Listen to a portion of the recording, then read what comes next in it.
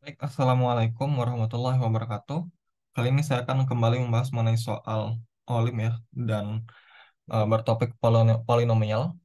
Oke, dalam soal ini kita berikan suatu fungsi fx ataupun fx ini berupa polinomial berderajat 3, dan diketahui fx ini memenuhi f1 sama dengan 1, f2 sama dengan 2, f3 sama dengan 3, dan f4 sama dengan 5. Kita diminta untuk menentukan nilai dari f5.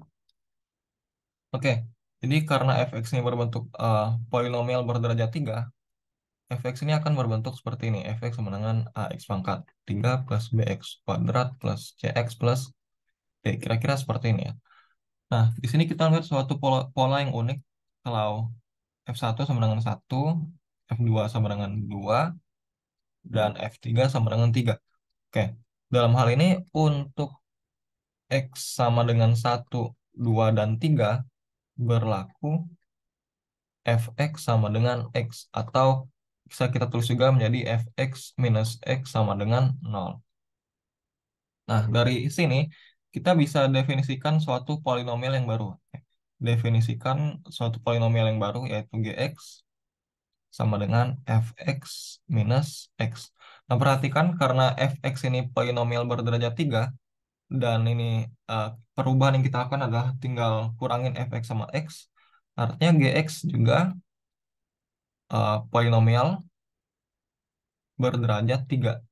Derajat 3 di sini.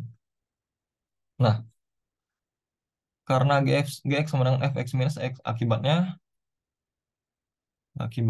untuk x sama dengan 1, 2, dan 3 berlaku g1 ini sama dengan f1 minus 1 sama dengan 0, g2 sama dengan f2 minus 2 sama dengan 0, dan g3 ini sama dengan f3 minus 3 sama dengan 0. Ini lihat dari sini ya. Oke. Dengan demikian, em, X sama dengan 1, X sama dengan 2, dan X sama dengan 3 adalah akar atau solusi dari GX sama dengan 0. Yang mengimplikasikan bahwa X minus 1, X minus 2, dan X minus 3 itu adalah faktor-faktor dari GX. Nah, ini dengan adanya kita mengetahui bahwa faktor-faktor dari GX adalah ini, ini sangat penting sehingga kita bisa membentuk representasi dari GX itu. Sehingga GX berbentuk berbentuk ini. Sehingga GX berbentuk fx kok fx GX sama dengan A kali X minus 1 kali X minus 2 dan kali X minus 3. Oke. Jadi ini sudah mencukupi, dia berbentuk polinomial berderajat 3 ya.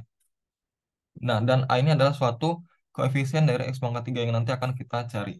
Oke. Nah, sekarang untuk menentukan nilai A. Cari nilai A ya. Kita cari nilai A terlebih dahulu, kita menggunakan informasi bahwa F4 sama dengan 5. Oke. Kalau F4 sama dengan 5, berarti kita punya G4 sama dengan F4 dikurang 4 kan. Karena kita punya GX sama dengan Fx tadi. Ingat ya. Ingat GX sama dengan Fx minus X. Artinya di sini G4 sama dengan 5 dikurang 4 sama dengan 1. Oke, nah kalau kita substitusikan X sama dengan 4 ke persamaan ini, kita ingat ya, Gx sama dengan A kali X minus 1 kali X minus 2 kali X minus 3. Oke, nah untuk X sama dengan 4, akibatnya G4 itu sama dengan A kali 4 minus 1 kali 4 minus 2 kali 4 minus 3. Oke, yang ruas kanan ini artinya kita punya A kali 3 kali 2 kali 1 sama dengan, oke, G4 ini adalah sama dengan 1. Ya, ini G4 sama dengan 1. Hingga ruas kiri menjadi 6A sama dengan 1, dan kita punya A sama dengan 1/6. Oke, bisa. Oke, setelah kita punya A sama dengan 1/6, kita dapat, sehingga kita dapat fungsi Gx berbentuk seperti berikut. Gx sama dengan A kali X minus 1 kali X minus 2 kali X minus 3. Ini sama dengan 1/6 kali X minus 1 kali X minus 2 kali X minus 3. Ya, seperti itu ya. Oke, tapi yang sekarang setelah kita punya dapat fungsi Gx ini, fokus kita adalah kembali ke mencari nilai dari F5. Oke, artinya kita harus mengetahui dulu bentuk dari Fx ya.